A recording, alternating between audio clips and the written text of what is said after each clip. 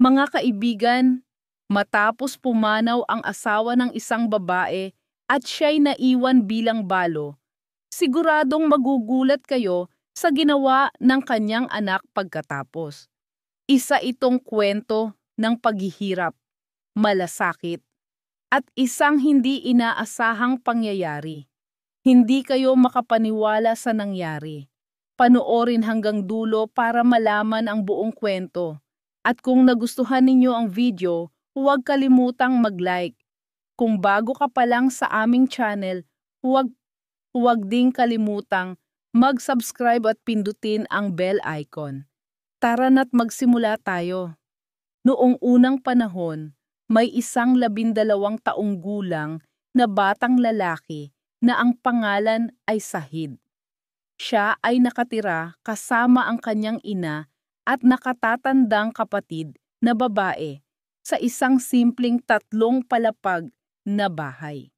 Ang bahay na iyon ay itinayo ng kanyang ama, na noon ay nagtatrabaho sa isang pribadong kumpanya. 5 taon na ang nakalipas mula nang biglang pumanaw ang kanyang ama sa edad na 35. Siya ang tanging tagapagtaguyod ng pamilya, at ang kanyang biglaang pagkamatay ay nag-iwan ng puwang na kailanman ay hindi mapupunan. Ang ina ni Sajid ay 27 taong gulang lamang nang pumanaw ang kanyang asawa. Sa napakabatang edad, bigla siyang naiwan mag-isa, pilit na itinataguyod ang kanyang mga anak. Ang sakit ng pagkawala ng kanyang asawa ay hindi masukat, ngunit mas mabigat pa ang pinansyal na pasanin na kanyang hinarap. Ang kumpaniyang pinagtatrabahuhan ng ama ni Sahid ay nagbigay lamang sa kanila ng 200,000 taka, katumbas ng humigit kumulang 2,000 dolyar. Halagang malayo sa sapat upang sila'y makaraos ng matagal. At sa kasamaang palad, wala ni isa sa kanilang mga kamag-anak o kaibigan ang lumapit upang tumulong. Sabi nga nila, sa oras ng kagipitan, maging ang mga kamag-anak ay nagiging parang mga estranghero. At iyan mismo ang nangyari sa pamilya ni Sahid. Dati, napapaligiran sila ng mga tao. Pero ngayon ay nag-iisa na sila. Nagpatuloy ang lahat sa kani-kanilang buhay. At walang sino man ang nag-abala na kumustahin sila. Ang ina ni Sajid, na dating mapagmahal at maalagang asawa, ay napilitang gampanan ang isang papel na hindi niya kilala noon. Siya na ngayon ang tanging haligi ng tahanan. Ginugol niya ang kanyang mga araw sa pagdadalamhati at ang mga gabi sa pag-aalala kung paano niya mapapakain ang kanyang mga anak. Nananatili lamang siya sa bahay, pilit na pinagkakasya ang natitirang pera. Sa kabila ng lahat ng kanyang pagsisikap, mabilis na nauubos ang perang iniwan ng kanyang asawa. Habang lumilipas ang mga buwan, lalo pang naging mabigat ang kanilang sitwasyong pinansyal. Hindi na nila kayang bayaran ang mga bayarin at unti-unting nauubos ang kanilang pagkain.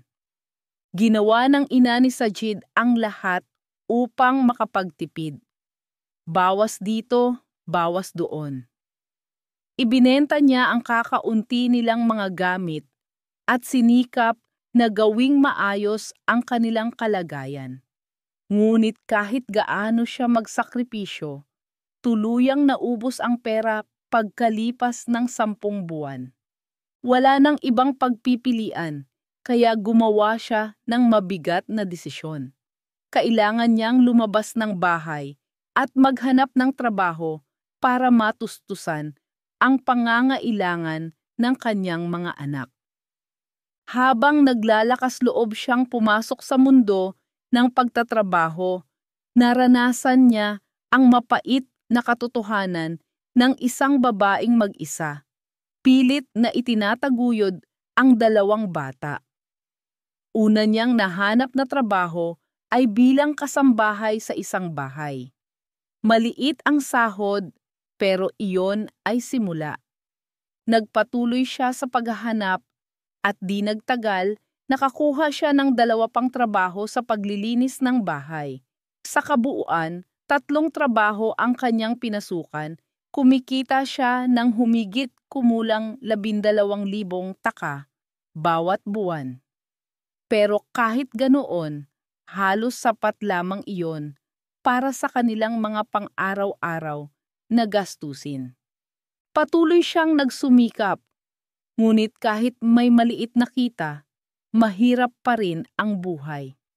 Kailangang bayaran ang renta, ang mga bayarin, at ang mga pangangailangan ng mga bata. Napakalaki ng presyur na kanyang dinadala. Kalahati ng kanyang kinikita ay napupunta sa pagpapaaral ni Sahid at ng kanyang kapatid, pati na rin sa pagbili ng mga simpleng pangangailangan. Kaunti na lamang ang natitira para sa kanilang ikinabubuhay. Samantala, si Sajid naman ay pilit na pinananatiling nakatuon ang isip sa pag-aaral. Sa kabila ng patuloy na pag-aalala tungkol sa pagkain at pera sa bahay, sinusubukan niyang huwag hayaang makaapekto ito sa kanyang pag-aaral. Ngunit dumating ang oras na hindi na niya kinaya ang gutom at pagod. 2 araw na siyang hindi kumakain. Nanghihina ang kanyang katawan at hindi na siya makapag-focus. Masakit ang kanyang tiyan at tila nahihilo siya. Umiinom lamang siya ng tubig upang maibsan ang gutom, umaasang kahit paano'y makakatulong ito. Habang nakaupo siya sa klase, ramdam niyang unti-unting nawawala ang kanyang lakas. Naging malabo ang kanyang paningin at tila naglalaho ang lahat sa kanyang paligid. Napansin ng kanyang guro na si Ginoong Bal ang pagbabago kay Sahid. Nakita niyang maputla at mahina ang bata, pilit na pinipigilan ang sarili na makatulog. Nagtaka siya kung anong nangyayari. Lumapit siya kay Sahid at mahinahong nagtanong, "Anak, ayos ka lang ba? May nararamdaman ka ba?" Sa hirap ng paghinga, dahan-dahang iminulat ni Sajid ang kanyang mga mata at mahina niyang sagot, "Opo sir, ayos lang po ako." Ngunit hindi kumbinsido si Ginoong Bal. Alam niyang hindi totoo iyon. Kitang-kita sa bata na may problema. Kaya't muli siyang nagtanong, "Sabihin mo sa akin, ano ba talaga ang nangyayari? Hindi ka mukhang maayos." Okay. Sandaling nag-alinlangan si Sajid, pero makalipas ang ilang segundo, inamin niya ng mahina, "Wala na po kaming pagkain sa bahay. 2 araw na po kaming hindi kumakain. Hindi ko na po kayang tumayo." Parang binagsakan ng mundo si Ginoong Bilal nang marinig iyon. Kita niya sa mukha ng bata ang tindi ng paghihirap. Hindi na siya nagdalawang isip. Agad siyang tumayo, inalalayan si Sajid papunta sa staff room at tinawag ang gwardiya ng paaralan. "Pumunta ka agad sa palengke," sabi ni Bilal habang inaabot ang ilang pera. "Bumili ka ng kahit anong makakain para kay Sahid. Bilisan mo." Tumakbo ang gwardiya papunta sa palengke at makalipas ang ilang minuto, bumalik siyang may dalang burger at malamig na inumin. Inabot ni Bilal ang pagkain kay Sajid at marahan niyang sinabi, "Kainin mo ito. Kailangan mong makabawi ng lakas." Una, nag-atubili si Sajid. Nahihiya siya, pero nang sa wakas ay kinagat niya ang burger at uminom ng malamig na soft drink, naramdaman niyang unti-unting bumabalik ang sigla sa kanyang katawan. Naging malinaw muli ang kanyang paningin, at sa unang pagkakataon, matapos ang ilang araw, nakaramdam siya ng kaunting ginhawa, parang muli siyang nabuhay. Patuloy siyang pinagmamasdan ni Bilal, halatang nag-aalala pa rin pero bahagyang gumaan ang loob nang makita niyang bumubuti na ang kalagayan ng bata. "Kumusta na ang pakiramdam mo ngayon?" tanong niya. Mahinang tumango si Sahid, ngunit may bakas ng pag-asa sa kanyang mukha. "Mas mabuti na po ako, sir. Salamat po." Ngumiti si Bilal ng maluwag. "Mabuti. Bumalik ka muna sa klase. Pero pagkatapos ng klase, gusto kong pumunta ka sa opisina ko, ha?" Pagpatak ng hudyat ng pagtatapos ng klase, dahan-dahang naglakad si Sahid papunta sa opisina ni Bilal. Medyo nanghihina pa rin siya, pero malinaw na ulit ang kanyang isipan. Pagdating niya roon, naghihintay na si Bilal. Tumayo ito at mahinahong nagsalita. "Huwag kang mag-alala, Sajid. Tutulungan kita." Hinawakan ni Bilal sa balikat ang bata at sabay silang lumabas. "Halika, isasama kita sa palengke," sabi niya habang naglalakad papunta sa kanyang motorsiklo. Magkasabay silang bumiyahe. Si Sajid ay nakasakay sa likuran. Tahimik lang, ngunit puno ng pasasalamat. Pagdating sa palengke, bumili si Bilal ng lahat ng kailangan ng pamilya ni Sajid. Harina, bigas, munggo, asukal, at iba pang pangunahing pangangailangan. Hindi siya tumigil doon. Matapos mamili, dinala mismo ni Bilal ang mga pinamili sa bahay ni Sajid. Pagdating nila, wala pa roon ang ina ni Sajid. Madalas kasi siyang magtrabaho hanggang gabi sa mga bahay na nililinis niya at umuuwi lamang sa madaling araw. Maingat na inilagay ni Bilal ang mga pinamili sa kusina, saka siya humarap kay Sajid at mahinahong nagsabi, "Huwag ka nang mag-aalala, anak. Simula ngayon, sisiguraduhin kong hindi na kayo mawawala ng pagkain. Buwan-buwan magdadala ako ng mga pangangailangan ninyo para makapag-aral ka ng maayos at hindi mo na kailangang isipin kung saan magmumula ang susunod ninyong pagkain."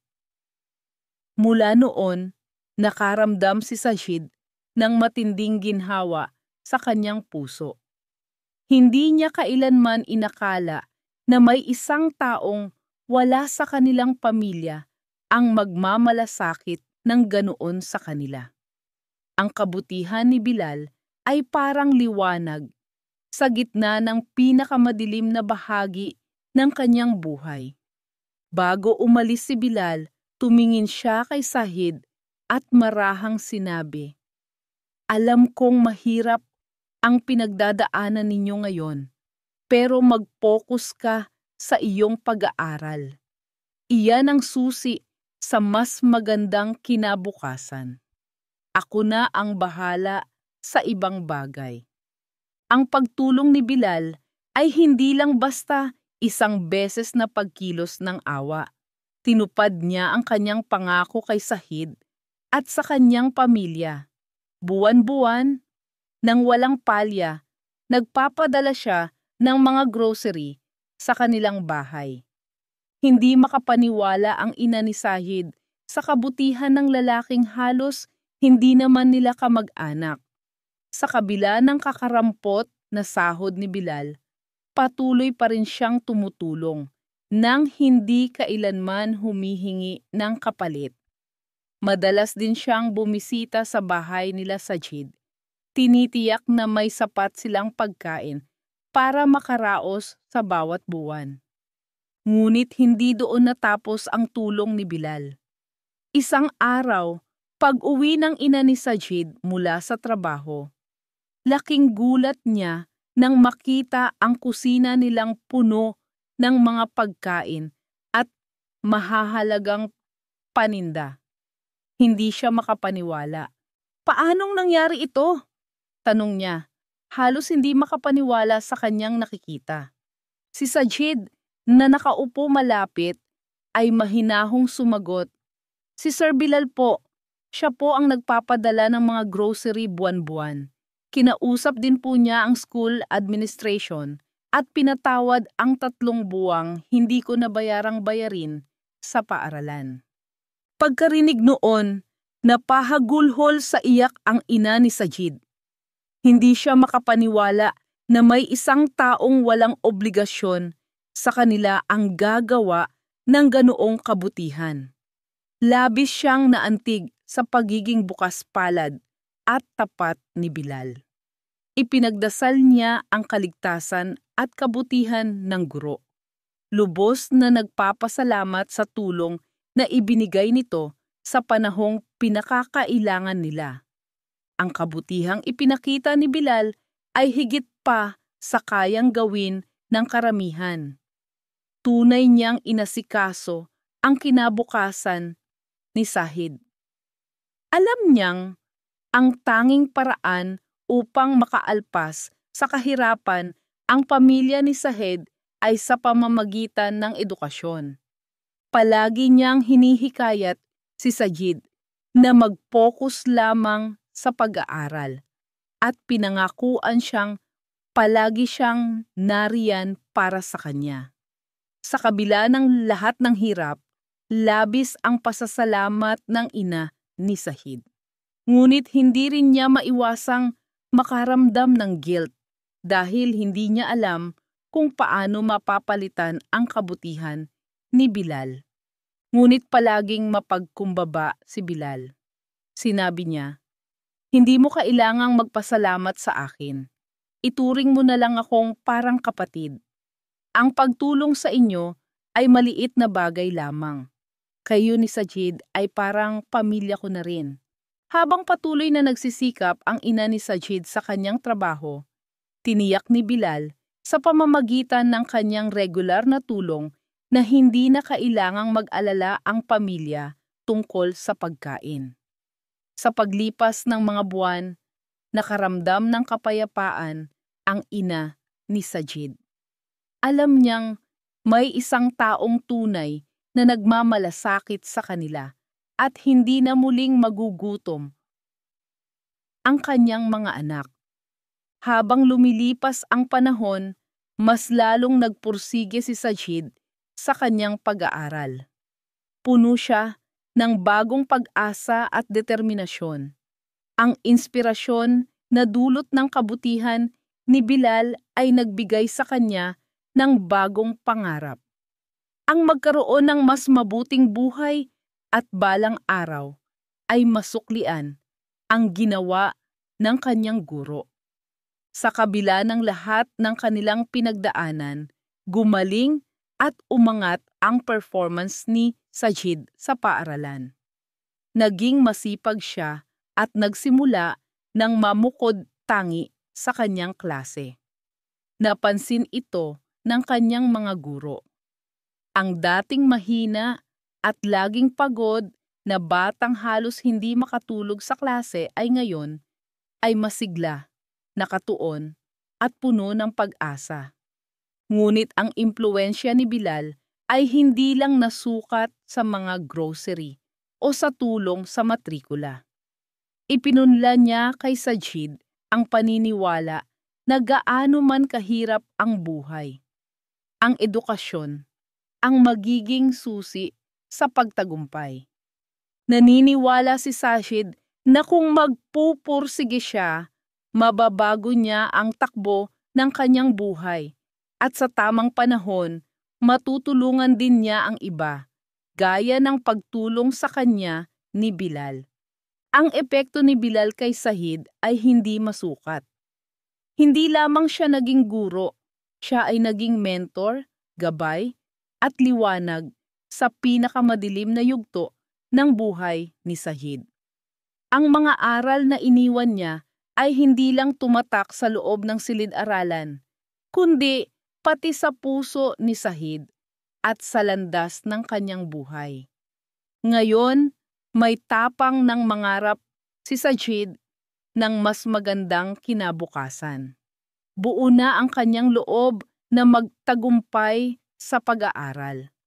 Alam niyang balang araw, maibabalik niya ang kabutihan ni Bilal, hindi sa salita, kundi sa gawa, sa pamamagitan ng pagtulong sa iba tulad ng ginawa ng kanyang guro. Lumipas ang panahon at unti-unting nagbago ang buhay ni Sajid sa paraang hindi niya akalain. Dahil sa walang sawang suporta ni Bilal, nakatuon siya ng buo sa pag-aaral. Isinapuso niya ang lahat ng natutunan.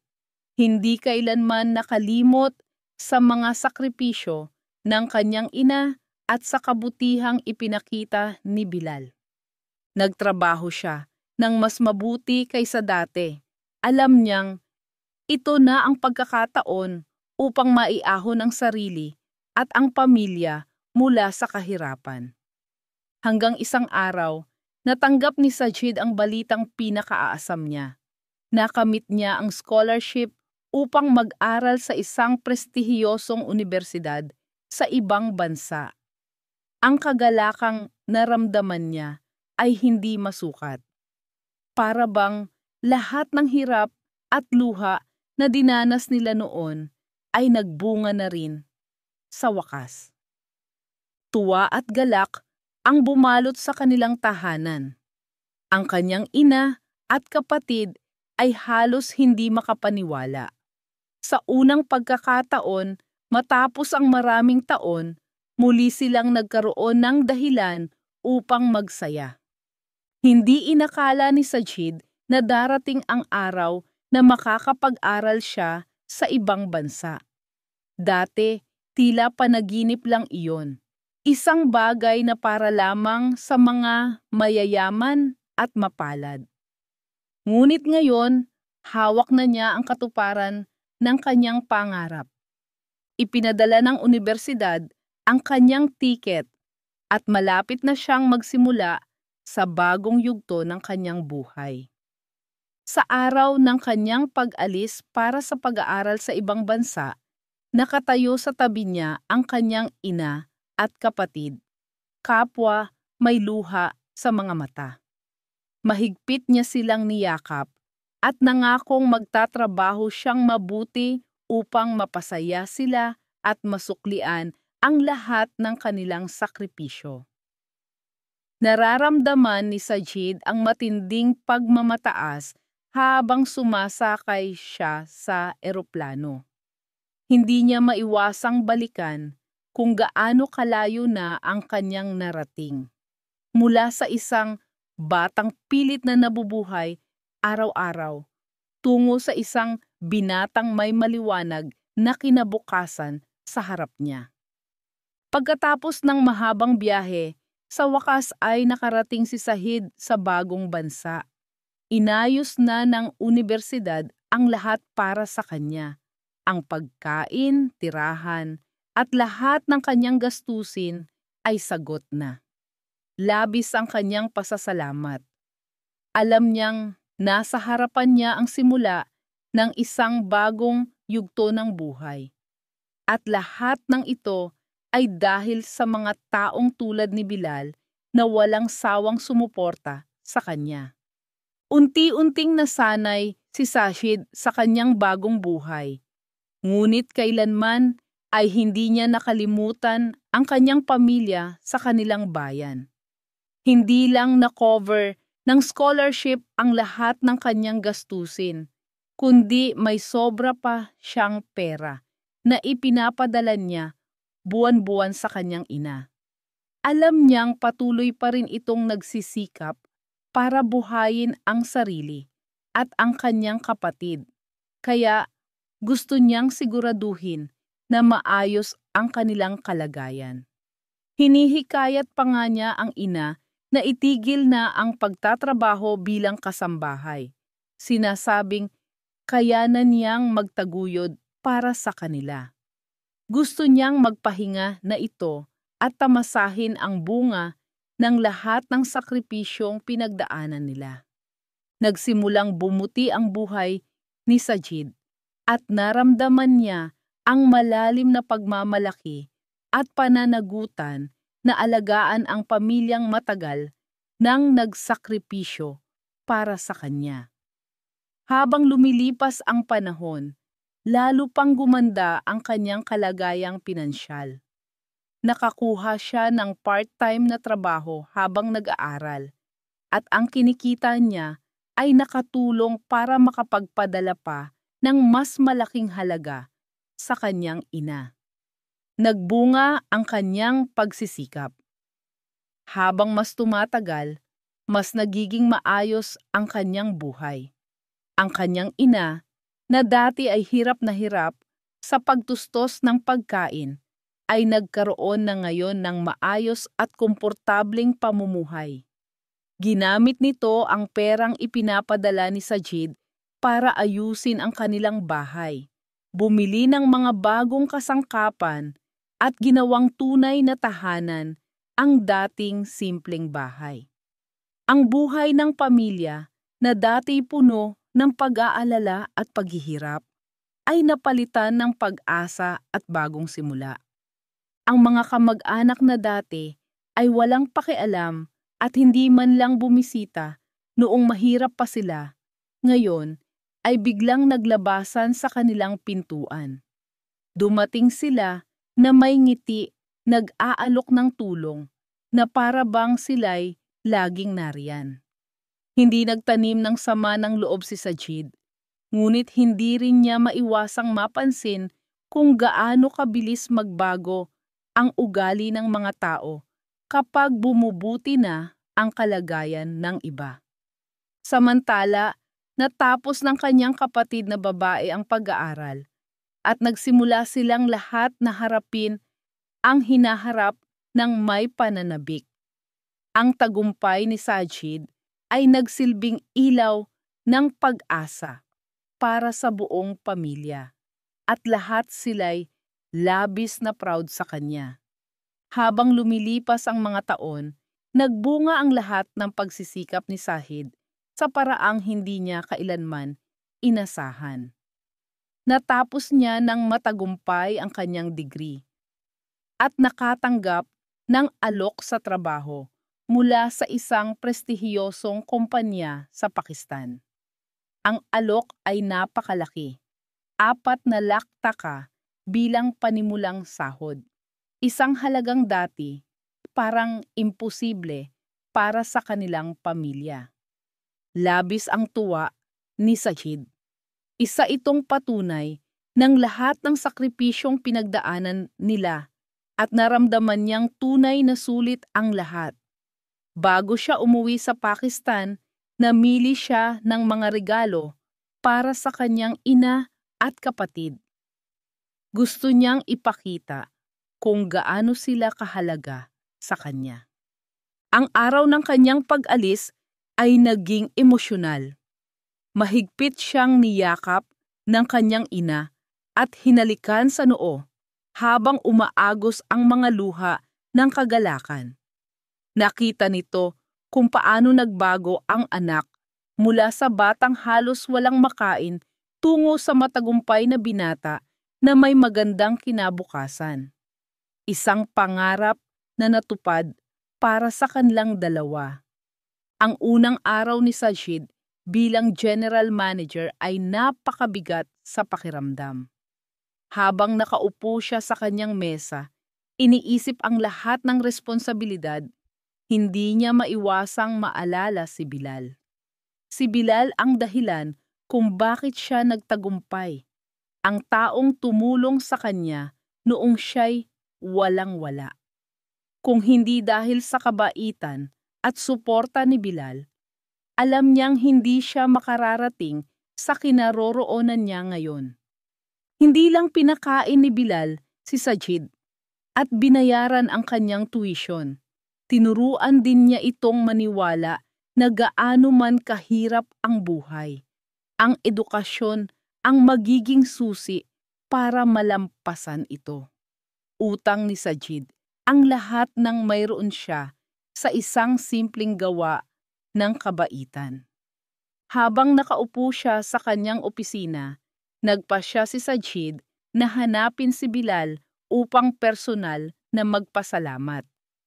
Agad niyang inutusan ang opisina na ihanda ang sasakyan at nagtungo sa paaralan kung saan dati siyang tinuruan ni Bilal. Ngunit pagdating niya roon, nalaman niyang umalis na si Bilal 1 taon na ang nakalipas. Naramdaman ni Sahid ang pagkaapurahan. Kailangan niyang makita ang guro at magpasalamat ng personal. Pagkatapos ng ilang paghahanap, nakuha niya ang tirahan ni Bilal. Dumating siya sa bahay nito. May dalang mga prutas at matatamis na pagkain bilang pasasalamat.